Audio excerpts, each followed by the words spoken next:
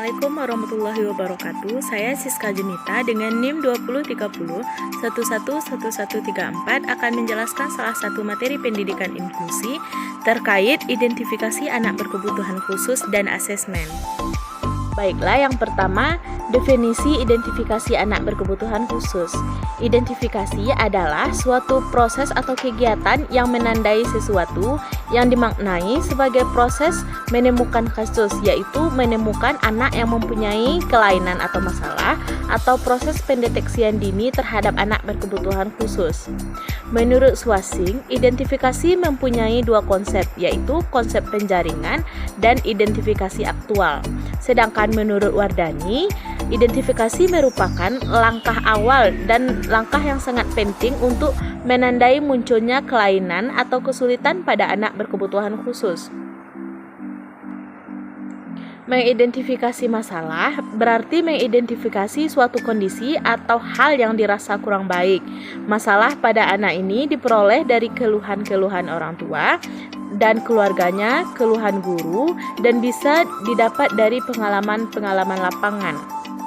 Selanjutnya, definisi asesmen anak berkebutuhan khusus.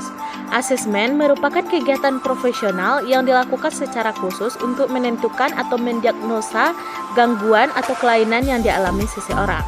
Menurut Lerner, asesmen didefinisikan sebagai proses pengumpulan informasi tentang seorang anak yang digunakan untuk membuat pertimbangan dan keputusan yang berhubungan dengan keadaan anak. Dalam konteks pendidikan, Hargrove dan Potet menempatkan asesmen sebagai salah satu dari 3 aktivitas penting di bidang pendidikan, bahkan mengawali dari aktivitas lain, ialah asesmen, diagnostik, dan preskriptif. Menurut Dr. Mulyono Abdurrahman, dalam kaitannya dengan upaya penanggulangan kesulitan belajar, asesmen dilakukan dalam 5 keperluan, yaitu yang pertama untuk penyaringan, penglihatan, klasifikasi, perencanaan pembelajaran, pemantauan kemajuan pembelajaran.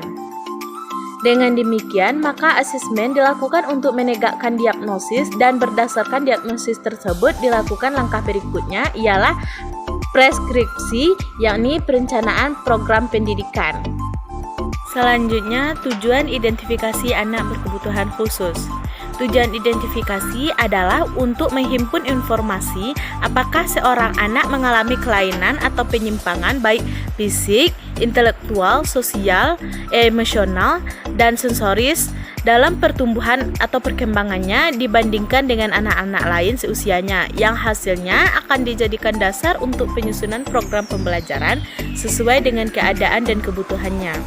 Menurut Swasing, tujuan proses identifikasi adalah yang pertama untuk merumuskan definisi, yang kedua menentukan spesifikasi, yang ketiga menentukan prosedur, yang keempat menempatkan anak.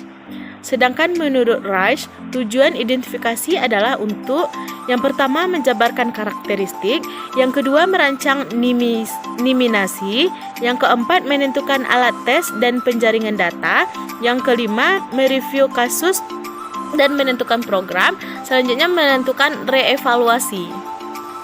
Yang terakhir, hubungan identifikasi dengan asesmen anak berkebutuhan khusus. Identifikasi secara sederhana dapat diartikan sebagai kegiatan penjaringan, sedangkan asesmen dapat diartikan sebagai kegiatan penyaringan. Perbedaan lain dapat dilihat adalah identifikasi tujuannya sekedar untuk mengenali gejala-gejala, tidak untuk didiagnosis, sedangkan asesmen tujuannya untuk menegakkan diagnosis. Hubungan antara identifikasi dan asesmen dapat dijelaskan apabila dikaitkan dengan keseluruhan proses aktivitas pendidikan.